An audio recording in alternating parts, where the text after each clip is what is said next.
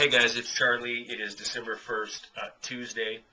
You know, tonight our president's going on television and telling us he's sending, whatever, 30, 40, 50,000 troops to Afghanistan and how they're going to be out of there by 2011. And, you know, I guess this goes out to all the people who actually thought we were going to see any real change with this administration. You know, here we are. We're a year into this thing, 1 year into it. And the only thing that has changed is the faces, because the game remains exactly the same. You know, we took some people from the Fed, put them into the government, left some people at the Fed there, and President Bush, Obama, is ramping up the war.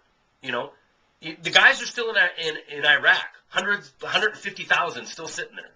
Now we're going to have 60, 70, 80,000 troops in Afghanistan, proven country where empires go to die. For what? What the hell are we there for? Does anybody know? Which is what? So the Taliban can't let Al Qaeda put in training camps? Are you out of your mind? You have to be absolutely an imbecile to buy into this argument. You know, 400,000 people a year die in this country from heart disease. Where's our multi-billion-dollar war on heart disease? No.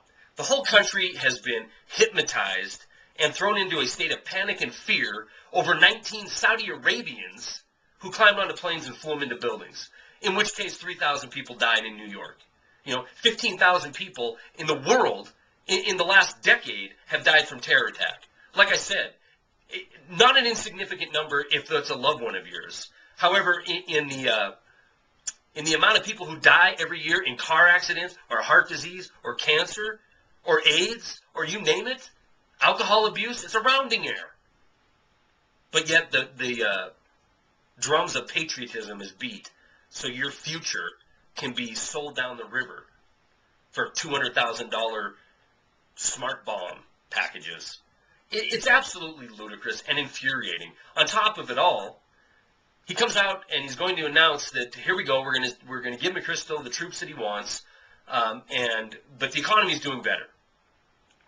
That's going to be the mantra for the next week or so. Warren put out a good video yesterday describing the next stage of the Federal Reserve's plan, and I'm going to link it with this video. But in it, he talks about the Fed trying to sop up to drain the liquidity out of the system and what's likely to happen when they do that. But before they do that, they're going to come out with employment numbers that are better than expected, sales numbers that are better than expected, a bunch of lying, miserable, deceitful propaganda that most of the people will buy, because most of the people will believe whatever most of the people said in the last survey or in the last opinion poll. God, this is where we live. We live in a world of opinion polls and surveys, and you will not allow yourself to fall into a category known as fringe, because then you're just a tinfoil hat wearing weirdo like me. So welcome to my club.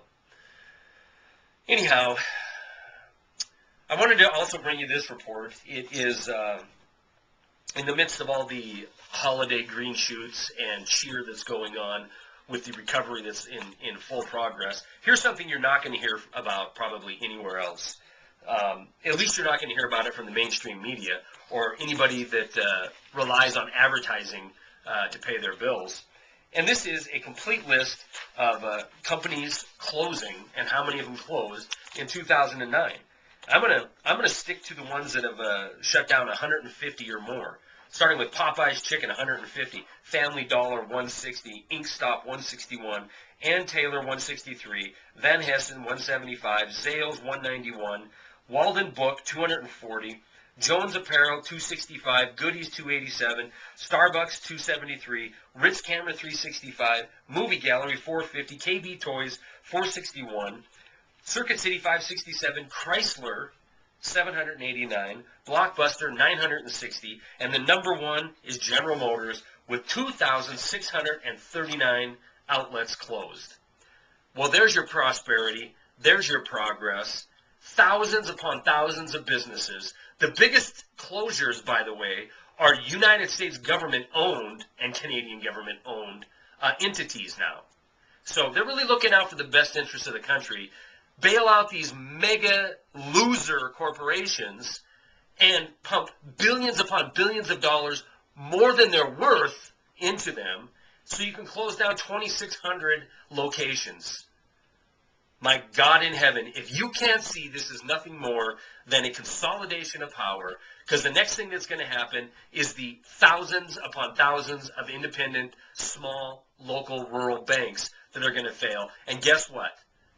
That's right. The great student of the Depression, the scholar of economics, Ben Bernanke, is going to be there to swoop up and take care of everything.